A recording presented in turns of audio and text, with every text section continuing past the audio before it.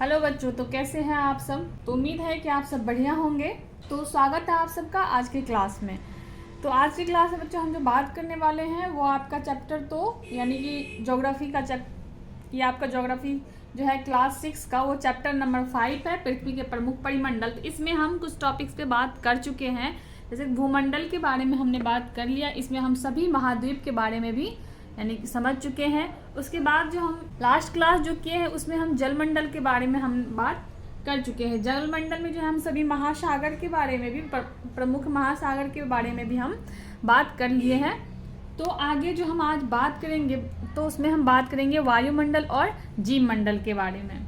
ठीक है, तो पिछले क्लास में हम क्या सब देखे थे। पिछले क्लास में हम सभी महासागर के बारे में बात कर लिए थे। पांचों महासागर का क्या नाम था बताइए आप। प्रशांत महासागर, अटलांटिक महासागर, हिंद महासागर, दक्षिणी महासागर और आर्कटिक महासागर। तो ये सभी के बारे में हम ना डिटेल से समझ चुके थे। ठीक है, तो आज की क्लास में हम बात करेंगे वायुमंडल। ये वायुमंडल क्या है। वायुमंडल हम कह सकते हैं ये जो हमारी पृथ्वी है, हमारे पृथ्वी के चारों ओर ये जो आप देखते हैं चारों ओर से गैस की एक परत से जो ये घिरी हुई है, जिसे हम क्या कहते हैं, वायुमंडल कहते हैं। ये आपको है ना इस तरह से ये हमारी पृथ्वी है। ठीक है, ये जो चारों तरफ से वायु से यानी कि ये क्या है, ये चारों ओर से गैस की एक पतली परत से जो ये घिरी हुई है, जिसे कि हम क्या कहते हैं, वायुमंडल कहते हैं। ठीक है, वायुमंडल यानी कि ये हमें जो है ऐसी वायु प्रदान करते हैं, ये हमें ऐसा वायु प्रदान करता है कि जिससे कि हम सांस लेते हैं, है ना। ये वायु यानी कि वायुमंडल जो है हम लोग को सूर्य की कुछ हानिकारक किरणें से भी बचाती है। वायुमंडल की अगर हम बात करें तो ये जो है 1600 किलोमीटर की ऊंचाई तक फैला हुआ है। कितने 1600 किलोमीटर की इसकी फैलाव कितना है, 1600 किलोमीटर की ऊंचाई तक फैला हुआ है। ठीक है, ये जो देख रहे हैं पृथ्वी के चारों ओर जो है कि गैस की पतली परत फैली हुई है, ये क्या है, यही है वायुमंडल। ठीक है, तो ये हमें सूर्य की कुछ हानिकारक किरणों से भी हमें ये बचाती है। तो वायुमंडल को जो है 5 परतों में बांटा गया है। ये 5 परतों में बांटा गया है। इन परतों को पृथ्वी से हम पहले शुरू करते हैं। ठीक है, तो सबसे पहले कौन सा है, सबसे पहले आप देखेंगे क्षोभ मंडल है, फिर उसके बाद क्या है, संताप मंडल है, फिर उसके बाद क्या है, मध्य मंडल है, फिर आयन मंडल है, उसके बाद बहिर्मंडल है। ठीक है, अगर हम बात करें इन सभी के बारे में, वायुमंडल में जो नाइट्रोजन जो है 78% है। कितना है, नाइट्रोजन की मात्रा जो है यानी कि नाइट्रोजन जो यानी कि 78% वायुमंडल में कौन सी गैस है, नाइट्रोजन। एक मिनट, सबसे पहले अगर हम बात करें वायुमंडल में जो है नाइट्रोजन कितना है, नाइट्रोजन यानी कि हम नाइट्रोजन की बात करें, नाइट्रोजन गैस जो है कितना है, 78% है। अगर हम वही ऑक्सीजन की बात करें तो ऑक्सीजन कितना है, 21% है। और दूसरे गैस जैसे कि कार्बन डाइऑक्साइड, आर्गन, ये सब जो है ये सब कुल कितना है, 8% है। ठीक है, और सभी गैस कुल कितना है, 1% है। तो ये जो यानी कि ऊंचाई के साथ जो है वायुमंडल में घनत्व की भिन्नता जो है वो ऊंचाई के साथ आता है। जैसे कि आप देखेंगे कि मतलब पर्वतारोहियों को हवा के घनत्व कमी होने के कारण सांस लेने में क्या होती है, कठिनाई होती है। पर्वतारोही जो होते हैं वो जब हवा के घनत्व के कमी के कारण जो वो पहाड़ पर्वत पे जो चढ़ते हैं उनको क्या होता है, सांस लेने में कठिनाई होता है। जैसे मतलब हम ऊपर जाते हैं तापमान क्या होता है, घटता जाता है। तापमान कैसा होता है, घटता आता था। यानी कि वायुमंडल जो पृथ्वी पर दबाव डालती है या एक स्थान से दूसरे स्थान पर अलग अलग हो सकता है। कुछ क्षेत्र में हमें अधिक दाब महसूस हो सकता है तो कुछ क्षेत्र में कम हो सकता है, क्योंकि वायु जो है वो उच्च दाब से निम्न दाब की ओर बहती है। ठीक है, तो वायु यानी गतिशील वायु को हम क्या कहते हैं, यानी गतिशील वायु को ही हम पवन कहते हैं। ठीक है, आप देखेंगे कि आप सबने देखा होगा या कभी न कभी सुना है कि जब पर्वत ऊपर चढ़ते हैं, जब वो पर्वत पे जाते हैं तो वो जब ऊपर जाते हैं तो उनको क्या होता है, सांस लेने में कठिनाई होती है, जिनसे कि उनको अपने पास जो ऑक्सीजन का जो है सिलेंडर ले जाते हैं। वो ऊंचाई पर मतलब सांस लेने के लिए उन्होंने साथ में क्या लेते हैं, ऑक्सीजन लेते हैं। पर्वतारोही को हवा में घनत्व में जो यानी कमी होने के कारण जो है वो सांस लेने में कठिनाई होते हैं। तो ऊंचाई पर सांस लेने के लिए उन्होंने अपने साथ ऑक्सीजन सिलेंडर लेकर जाना पड़ता है।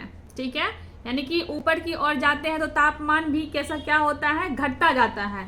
वायुमंडल पृथ्वी पर दबाव डालता है, एक स्थान से दूसरे स्थान पर ये अलग अलग हो सकता है। कुछ क्षेत्र में हमें अधिक दाब महसूस हो सकता है, जबकि कुछ क्षेत्र में जो है हमें कम दाब महसूस होता है।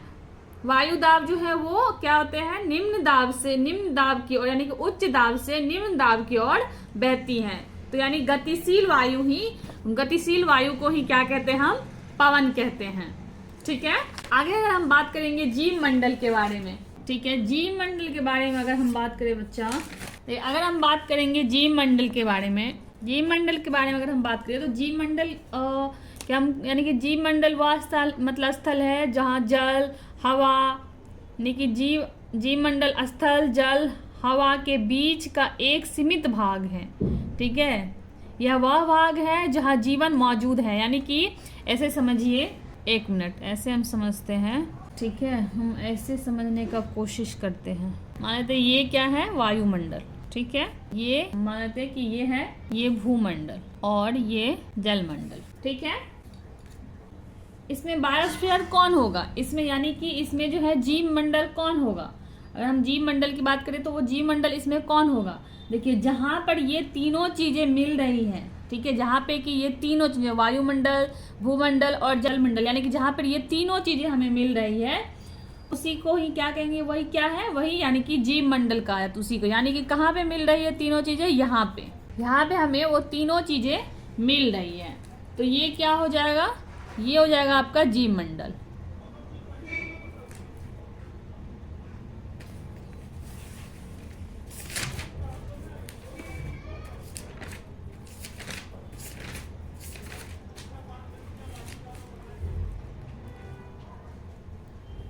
यानी कि जीव मंडल जो है ये क्या है, जीव मंडल जो है ये सभी जीव के रहने की यानी कि जगह देता है ना। जैसे कि यहाँ पे भोजन और ऊर्जा का भी स्रोत है, पर्यावरण और संतुलन ये बनाए रखता है। यानी कि जीव मंडल में सभी जीव एक दूसरे पर क्या रहते हैं, जीव मंडल में सभी जीव जो है एक दूसरे पर निर्भर रहते हैं। तो पशु जो है वो किस पे निर्भर रहता है, तो पौधे पे, यानी कि पेड़ पौधे पर निर्भर रहते हैं। अगर हम पौधे की बात करें तो वो कार्बन डाइऑक्साइड लेते हैं।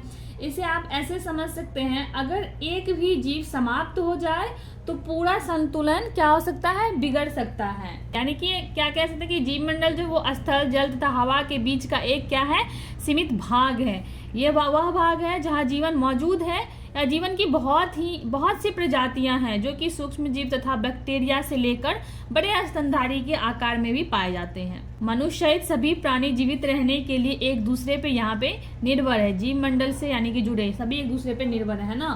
तो अगर जीव मंडल के प्राणियों के मुख्य दो भाग होते हैं, एक भाग होता है जंतु जगत, दूसरा होता है पादप जगत। अगर हम बात करें जंतु जगत की, जंतु जगत क्या होता है, यानी कि जंतु जगत में वे सभी जीव शामिल हैं। जंतु जगत की अगर हम बात करें तो जंतु जगत में वे सभी जीव शामिल हैं जिसमें कि जो जानवर, यानी कि जंतु जगत वे सभी जीव शामिल होते हैं जो कि जानवर होते हैं, यानी कि एनिमल्स होते हैं।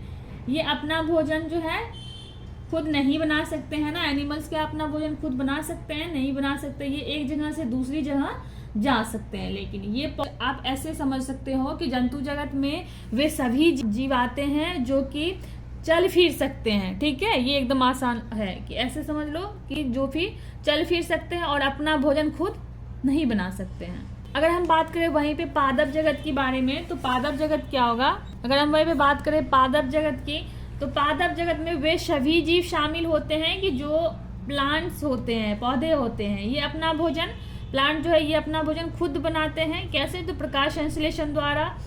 तो ये स्थित होते हैं, यानी कि एक जगह पे होते हैं, ये घूम फिर तो नहीं सकते ना, ये एक ही जगह पे होते हैं। इनमें हरे रंग का क्लोरोफिल होता है, ये ऑक्सीजन छोड़ते हैं, है ना। पेड़ फॉर एग्जाम्पल जैसे कि आप समझिए पेड़ पौधे, घास, फल फूल, ये यानी कि फूल पौधे, ये सब, इसको ऐसे समझ सकते हो आप कि पादप जगत में वे सभी जीव आते हैं जो कि खुद खाना बनाते हैं और एक जगह पर ही खड़े रहते हैं। ठीक है, तो अब मुझे उम्मीद है कि आप ना बुक पढ़ेंगे, ठीक है, इस चीज को समझ पाएंगे। देखिए, है ना, जीव मंडल जो है वो प्राणी मुक्त दो, यानी कि जंतु जगत और पादप जगत में विभक्त क्या आता है, पृथ्वी से ये तीन परिमंडल आपस में परस्पर क्रिया करते हैं ना, यानी कि भूमंडल, जलमंडल और फिर वायुमंडल एक दूसरे की किसी न किसी रूप में प्रभावित करते हैं। फॉर एग्जाम्पल की लकड़ी तथा खेती के लिए वन को काटा जाए तो इससे क्या हो सकता है, ढलुआ भाग पर जो है मिट्टी का एक कटाव तेजी से होने लगता है ना।